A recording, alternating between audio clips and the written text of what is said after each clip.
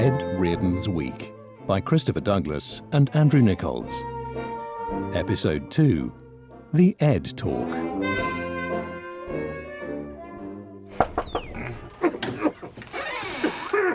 Come on, you.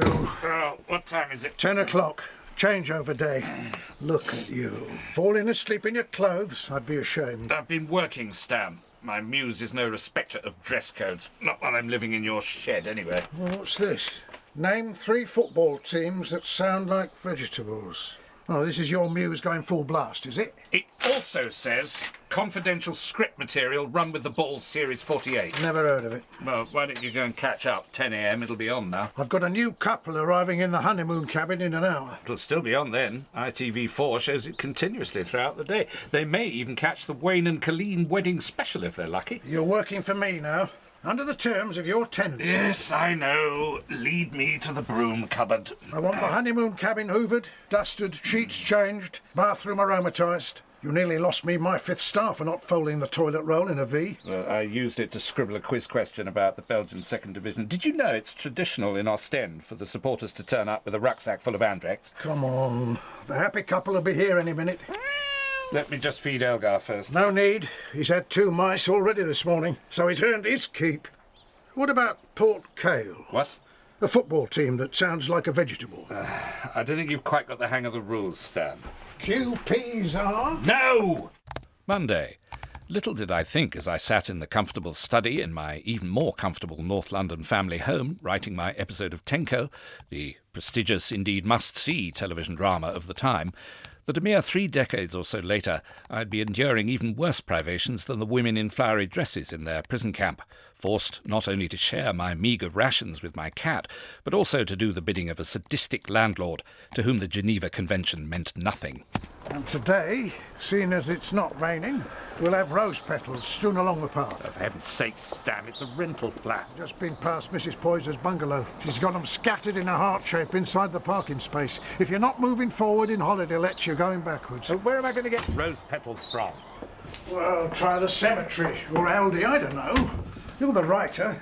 Well, 1 bloom should do it, don't go mad. Which is what your previous tenants appear to have done. The bedside table's smashed. I hope you withhold their deposit. As long as he keeps giving me 5 stars, the professor and his young friend can do as they please. So, take this broken table out, you can fix it later. I can do better than that. I'll take the other one out too. Then you'll have a matching gap either side of the bed. Oh, you're catching on. Now, here's your mop and bucket when you've done that. Oh, it's a long time since I've seen one of those. Yeah, it's a traditional 3-bucketeer. I've had it since 1986. Triple compartments, splish, splosh and shine. Yes, I remember the Christmas commercial with Hale and Pace. I always thought the mop was the funniest of the 3. Bet you wish you'd invented that though, don't you? Well, as it happens, Stan, I was at school with the man who did. Get away with you. Yes, he was full of ideas even then. Jeff, whatever his name was. Daytona? Oh, he was playing Jeff Daytona then. Not all his schemes were successful. His Grand Prix team ran into the hay bales on the first bend. I remember having to lend him a £5 once. You lent money to the inventor of the 3-bucketeer? Well, I have just been named one of the young novelists of the year. Something of an annus mirabilis for me, 1975. Clean water in that side. You're doing it the wrong way round. That'd be splosh splish. Sorry. Did you ever get it back? I like to think my writing talent never went away, even if the public accolades seem to have dried up. I mean the £5, because he's at the Leisure Centre on Thursday giving a TED talk. What? No, his name's Jeff. Oh, dear. You should go. Might figure out where you've gone wrong. Yeah, and as that CBE was hung around my neck, you know what I was thinking? Why the beep am I here? Jeff Daytona's just a lad from Leamington Spa. And then I looked HRH in the eye and I thought, you're just a girl from Windsor. In the same room, on the same planet, breathing the same air. And that's the way I want you to start thinking. Now, some of you may have come here because you think you've got low self-esteem. Well, excuse me, you've just paid £125 to hear this. So you do value yourselves, yes? You are so worth it. You are that good. Jeff wants to hear you say that. I am that good. I am that good. Everybody. I am that good. Yes, you're getting there. And so it went on for 18 interminable minutes. Such was my own sense of self-worth that I managed to avoid forking out 125 smackers by sneaking in through the fire escape at Berkhamsted Leisure Centre, familiar from my time spent teaching creative writing, less lucratively than Geoff Daytona with his solipsistic drivel, but certainly of more use to my students. The selfsame whiteboard on which I had written the first verse of Wordsworth's Prelude now displayed in 2-foot-high letters the word yes. So I was surprised when, somewhere between interminable minutes 7 and 8, Ed Reardon received the distinction, unusual in my current professional life, of a credit. And the most important yes of all, listen to yourself. The interesting thing about this yes is that it's also a no. But, little story. 1975. The Grand Prix project's gone bust. Anybody remember Team Dayton? Thought not. So, I'm in the pub, feeling the world's against me, which, to be fair, it was. Guy I hadn't seen since school walks in, says hi, and offers to buy me a drink. Kind of full of himself. Just had a novel published. You know the type. Yeah. You got it.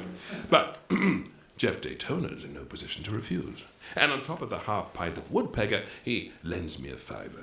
Tells me to put it on a horse in the Grand National. Red rum. Won it the last 2 years. Dead cert. Did I back it? Yes. Did it win? No. Well, it did come second, though. Thank you, sir. 7-2. And what did that teach me? Never bet on a certainty. Don't listen to others. Listen to yourself. Value yourself. Coming second doesn't count. Well, it would have done if you'd backed it each way. Thank you. And you know what? That was the very afternoon, while I was filling out the Duff betting slip with a pencil already chewed by 100 muck punters, that I came up with the idea for the bookie's disposable mini pen. Thank you. And if I ever bumped into that guy again, should I give him his money back? Yes or no? Yes, you should. With interest. Sorry, I'm just putting myself in that Good Samaritan's position.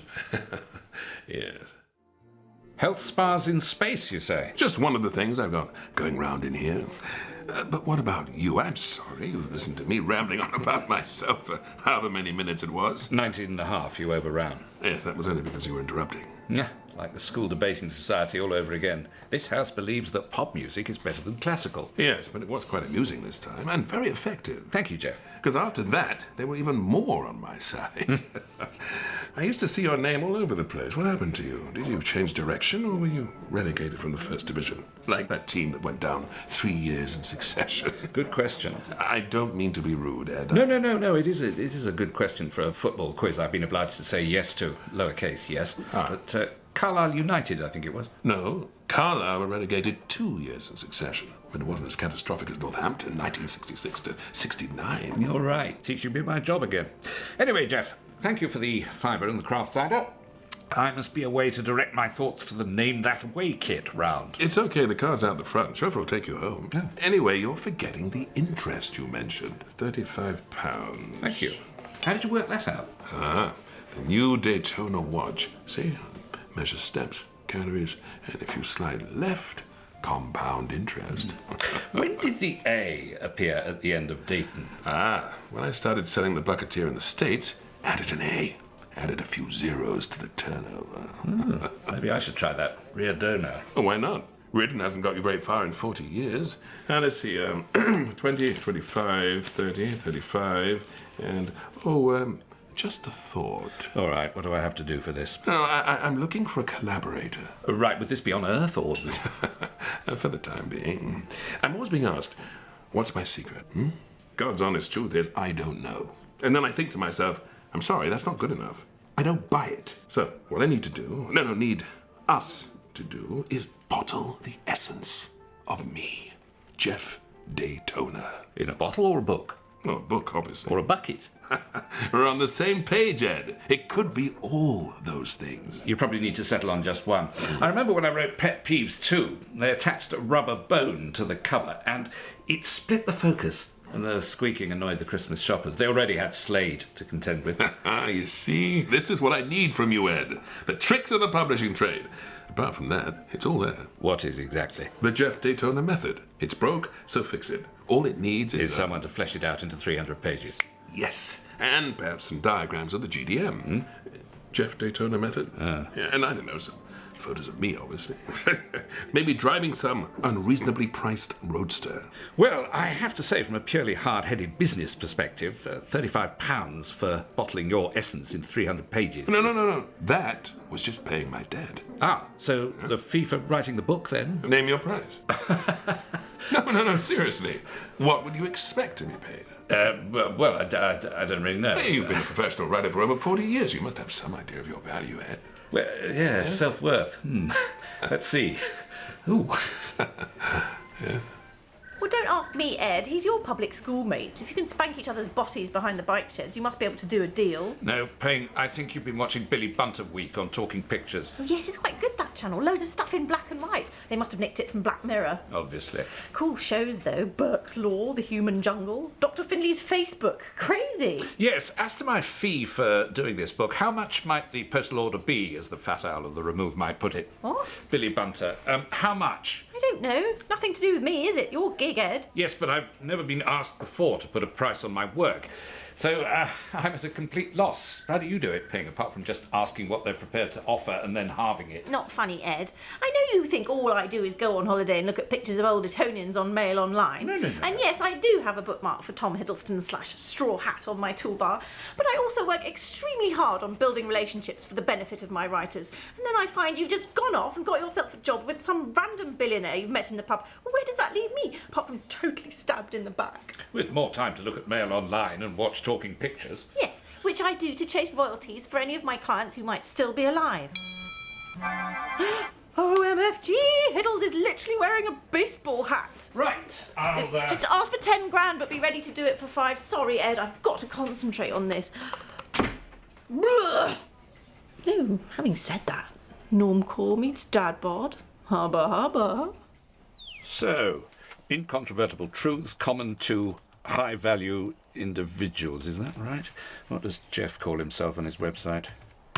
High net worth individuals. Good. It's an extra word. I'll put the initials in brackets after it. HNWI. That's another 2 words. Oh, I could use this too from his speech. If I had a yacht for every guy who's come up to me after one of my business seminars and said, Jeff, I feel like I'm banging my head against a business brick wall. I'd have fewer yachts than I do now, but I'd need the whole of Chelsea Harbour to park them all. What on earth is he talking about? Oh, I see, it's a joke. What was that Chelsea question I came up with for Run with the Ball? Did I write it down? Good news, Elgar. I've found the receipt for the dented tin of pilchards. We can get a refund now. Right. Incontrovertible truth 2. Somewhat to my surprise, I found that the act of drafting a sample chapter for the delectation of competing publishers began to wear down my resistance to Jeff's business philosophy. The phrase, if you take the same route to an empty well, buddy, you're going to end up thirsty, struck an acutely uncomfortable chord. Had Ed Reardon been guilty of making the same mistakes year upon year? Was my entire opus no more than a series of fruitless trips to an empty well, my thirst slaked only by the ever-diminishing annual Tenco repeat fee? Did I dare to change? I resolved to make a start with my letter to the Customer Services Hub. Don't get me wrong, guys. The denting of the pilchard tin was no doubt an understandable consequence of a busy morning's shelf stacking. See, Elgar? Calm and reasoned. Had I noticed the dent before leaving the store, I would, of course, have brought it to the attention of your unfailingly courteous, incredible customer services staff. I mention this only in the hope that other shoppers may be spared similar disappointment. See attached JPEGs of dent, landscape and portrait, and a copy of 75p receipt. Yours, etc. Have a fab week. There we are. No mention of acidity nor clumsy tattooed 12-year-old Morlocks. Say hello to your new daddy, Elgar. Press send. Now then, I feel the need of a research trip for more pearls of entrepreneurial wisdom. Smells of failure in here. You fixed that bedside table yet? And the windows of the honeymoon cabin need cleaning. I'm afraid I haven't got time, Stan. I've got work to do in town. I'm also in the happy position of being able to give you my notice. Sold one of your football questions to Steven Spielberg. Rather more lucrative, I fancy, Stan. Thanks to your good advice, Geoff Daytona and I are now singing from the same bedsheet or whatever it is. Anyway, we're in partnership. Partnership. You'll be back. Yes, to collect my things. We must have lunch together one of these fine days, compadre. Adios. There's a whole shelf of them over there, under Y for yes. Oh, good. Thank you, Olive. The power of yes. Say yes to tomorrow. My friend, yes. Yes is my middle name. That came in this morning. I told you, Pearl, we've not got room in the shop. Just say no. I'm sure a lot of these so-called self-help books are pretty useless, but there's usually some grain of truth in them. It didn't do him any good. Brian Hardwick. Who's he? The man who had all these books. House clearance after he topped himself. He said yes to a bottle of tablets. His wife left after she found out about him and his life coach, Audrey, with 2 E's. That's where self-improvement gets you. You can have the picture too, if you're interested. That came from his house. The Good Ship Corporate Enterprise. Oh, I see. As each billowing sail's got a different word on it you should be thinking about. Ambition, hard work, communication. Seems a bit sad when you think what happened. Well, I'm looking for inspiration, so I think I can relieve you of most of these. Have you got room for them all in that shed? A bit tight, you and the cat and all the books and old newspapers from what Stan was saying. Yes, it's very, cosy. Not what he calls it. Death trap, more like. Oh, is that you or me? Oh, I can't remember. My grandson's changed my ringtone that many times. Oh, where is it? I think it's you. Oh, for heaven's sake, the phone's over there on the pile of cosmopolitans. That's a hairbrush. No, not... actually, I think it's me. Sorry. Email. Oh, I was hoping it might be a call about Shopmates. About what? Our reality TV show.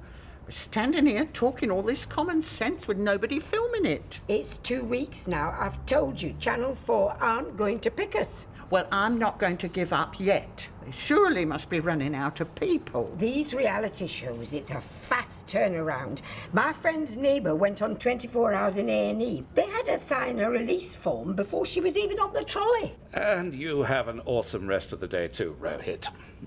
What's cheered you up? Well, might say a demonstration of the power of yes. I just made a complaint about a faulty purchase, couched in the most positive and polite terms. Result, an apology, fresh tin of line-caught pilchards awaiting me at the Happy to Help desk, and 500 bonus reward points. Oh, perhaps we should set you on to Wilfred, the Shopmates producer. He's blowing hot and cold about whether we're engagingly blunt enough for the pilot episode. He's found a Sue Ryder shop in Derby, where they've got a bit about them. Mother and daughter, apparently, both with big earrings. Well, then what you should do is confront your producer. Say, Wilfred, my friend, blowing hot and cold isn't good enough. We want hot, and we want it now. Do you think that'll work? Do you want your epitaph to be, I came second to a Sue Ryder shop? Would be my question to you, Olive. Oh, he's right for once. What have we got to lose? Exactly, because you know what? Life's a ball if you know how to kick it. That doesn't make sense. Think about it. I have done, and it still doesn't make sense. Tuesday. My initial treatment for Jeff's lexicon of life lessons, the Daytona 500 words as I like to think of it, was safely emailed to its official author and was promptly rewarded by an invitation to visit him in one of his offshore residences in Poole Harbour. Welcome aboard my new toy. Thank you, Jeff. Unusual name for a super yacht. Yes, 3. What happened to the first 2? Yes, 1 was repossessed, and yes, 2 was a rocket-powered car. Don't ask. I think I may have to. Whichever lucky publisher wins the bidding war is going to want the full blood and guts in return for their 7-figure trouble. But I can't give you very long, Ed. Going to be on the other side of the channel by 6. Yeah. Right, this way. Oh, this is very agreeable. I like the giant gold bucket here. I like the look of the champagne. You've got chilling in it even more. Are the 7 bells over the yardarm? I do believe they are. Right, this treatment, or whatever you call these things. Well, blank check might be a better description. I'm rather pleased with the tone of voice I've found for you. Are you? Page 1, chapter 1. Here's the thing. The thing is here. Where's the thing? The thing is within. What's that, then?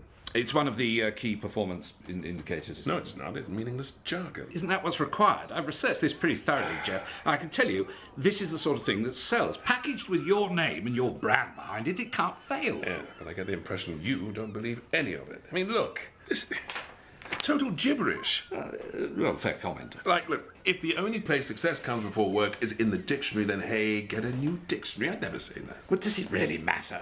I'll level with you, Jeff. When I did Chapter 7 of Lorraine Kelly's Tighten That Belt, Don't Throw Away Those Crusts, I was basically winging it. 3 o'clock in the morning, I wasn't entirely sober. What happened next, you're asking? I'm not, but go on. Lorraine and the publishers were delighted, and for most of Christmas week we were number 2 in the Times non-fiction bestsellers, snapping at the heels of the Farter's Dictionary. I'll take a glass of that champagne now. Cheers, or rather, yes, I think it's the mot juste. Sorry, Ed. You don't believe it, I don't believe it, and I'm not having that appear under my name, okay? Well, look, I can rewrite it. I can do it all again. I'm used to that. I did it with Scarborough's Coastal Walks after half of them fell into the sea, and Holby City when I thought it was a series all about football. Not a very convincing job application, Ed. And I'm going to miss the 4 o'clock tide. All right, Jeff, the fact is, I really do need that £5,000. I'm living in a shed. I've been working as a cleaner, and I'm one undented tin of pilchards away from starvation. Now I believe all that. But that's because it's true. And it's a story I want to hear. A story somewhat lacking in any form of entrepreneurial triumph, though. Well, in that case, I've got a suggestion. The suggestion, indeed a condition of my continued employment, was that while Geoff was reducing the life of the planet by thundering across the channel in Yes 3, I should demonstrate my conversion to the faith by taking on the role of a Daytona ambassador, also ending with an A. I was to address a business studies class at the local polytechnic turned world-class university, advising students on how to make their way in the world. Assuming, of course, that there'd still be one after Geoff and his buccaneering ilk had had their way with it. And, you know, even when we were at boarding school during the postal strike of 1971, Geoff was already laying the foundations of his empire by charging his classmates 2 shillings each to deliver their weekly letters home. And the week after decimalisation, he charged 30p, which sounds less, but was actually 3 times more.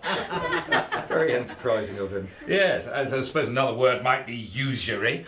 Anyway, our paths diverged. Geoff to conquer the world with his racing cars and his buckets. I to enter another world, that of letters, becoming a not unsuccessful novelist, playwright, screenwriter. Of course, Geoff has his houses in 5 different tax havens, while I base myself round the corner in my writer's retreat in Shrublands Crescent. Humble, maybe, but let's just say I keep it real. Can I ask a question? Yes, please. Is Shrublands Crescent where the rose petals are all over the road? Yes, it's my job to scatter them. Mrs. Poyser started it, of course, to try and attract more guests to her Airbnb. But I was tasked with making my landlord's accommodation equally welcoming. I thought you were a writer. I am, but you have to feed yourself. I mean, even when you get a writing gig, you have to wait forever to get paid. You wouldn't believe some of the things I have to do to stay alive. Last year, I had to go to Porth Call. Mr. Reardon. Yes, I know. You want me to talk about the Daytona business philosophy. Well, since we're in truth-telling mode, the bookie's mini pen. Geoff claims to have invented it.